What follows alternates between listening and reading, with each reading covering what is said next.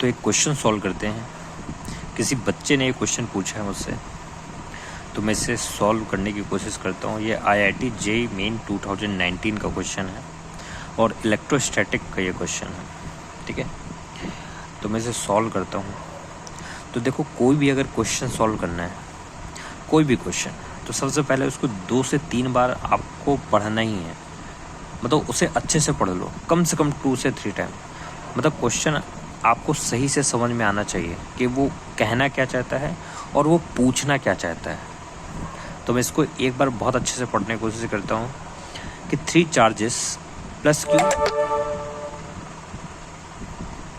Q और plus Q are placed respectively at distance 0 d/2 t from the origin on the x-axis.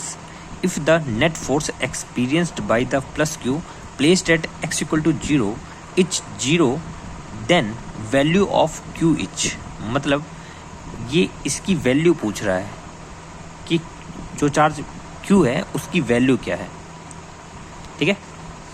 अब देखो, इसमें 4 option दे रखे हैं, चारों में से कोई एक सही होने वाला है, ठीक है। बहुत ही सिंपल सी प्रॉब्लम है और IIT में पूछा गया है, ठीक है। और 2019 लेटेस्ट क्वेश्चन है बिल्कुल। इसको आसानी से लगा देंगे, बिल्कुल आसानी से। कैसे? सबसे पहले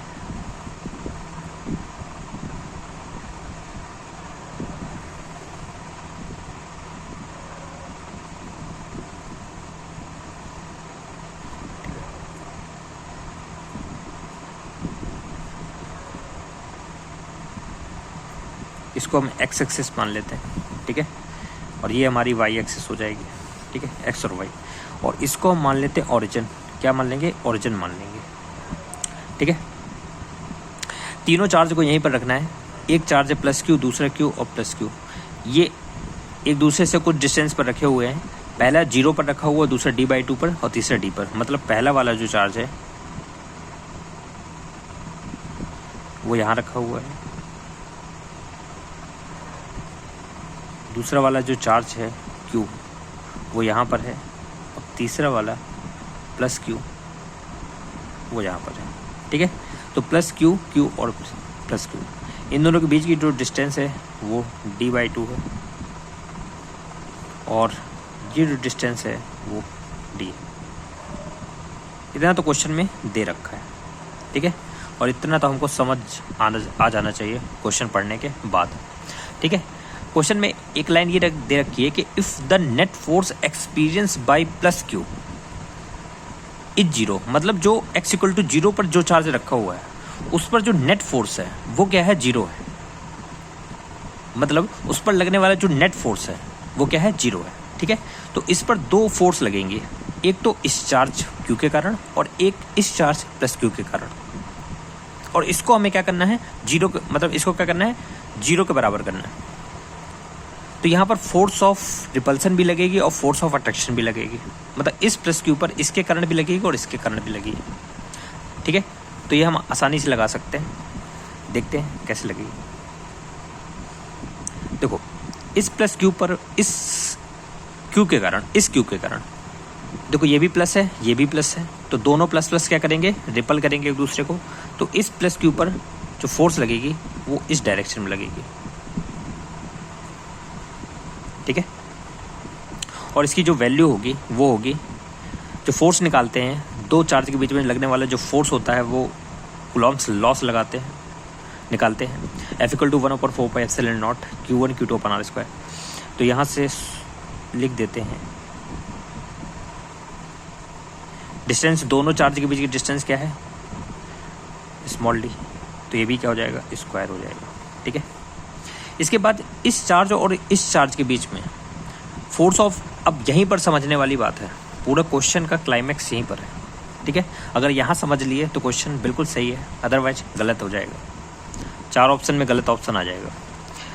प्लस देखो, यहाँ पर इस चार्ज को इसने ये नहीं दे रखा कि ये प्लस का है कि माइनस का है, ठीक है। ये तो दे रखा है इसने प्लस का है, ये प्लस चार्ज है, ठीक है। ये प्लस और माइनस नहीं है। देखो, कोई चीज़ इक्विलिब्रियम में तभी आती है जब दोनों तरफ से बराबर फोर्स लगे। मतलब अगर ये पेन रखा है, मैं इसको इस तरफ से फोर्स लगा रहा हूँ तो ये इधर चला जाएगा। अगर मुझे इसको यहीं पर रखना है तो मुझे जितना फोर्स इस तरफ लगाऊंगा उतना ही फोर्स इस तरफ लगना चाहिए, तभी वो यहाँ पर रहेगा। अदरवाइज अगर मैंने ज़्यादा फोर्स इस तरफ लगा दिए तो इसी तरफ चला जाएगा, या इस तरफ लगा दिए तो इस तरफ चला जाएगा।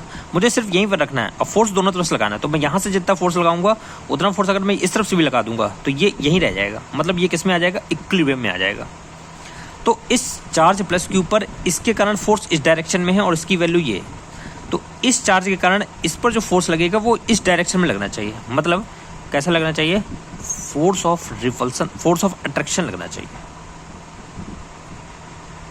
और इसकी वैल्यू इसके क्या हो जाएगी, बराबर के क्यू अपॉन क्या हो जाएगी, अब ये हो जाएगा, अब इन दोनों के बीच की डिस्टेंस कितनी है, d/2, तो इसका स्क्वायर हो जाएगा।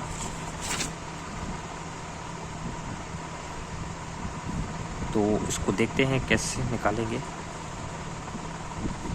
तो इसका हो जाएगा d² डिवाइडेड बाई 4। तो थोड़ा सॉल्व करते हैं।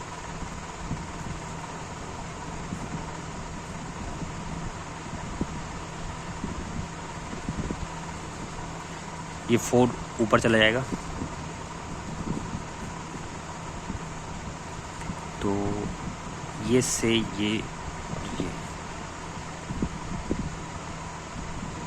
ये सब कट जाएगा, बचेगा सिर्फ Q =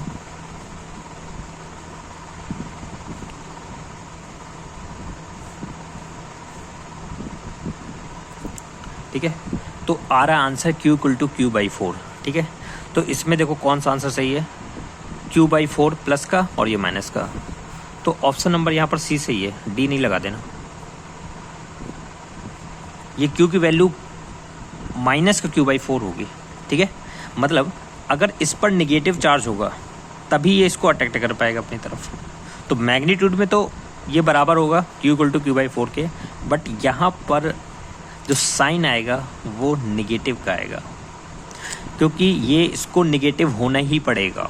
अगर ये जब तक निगेटिव नहीं होगा तो ये इसको अट्रैक्ट कर ही नहीं पाएगा। सेम चार्ज कभी भी एक दूसरे को अट्रैक्ट नहीं करते, अपोजिट चार्ज हमेशा एक दूसरे को अट्रैक्ट करते हैं। तो ये माइनस का होगा तब जाके इस प्लस वाले को अट्रैक्ट करके इस डायरेक्शन में फोर्स लगाएगा, तभी ये वाला चार्ज जो 0 पर रखा है ये किस में आ जाएगा, इक्विलिब्रियम पर।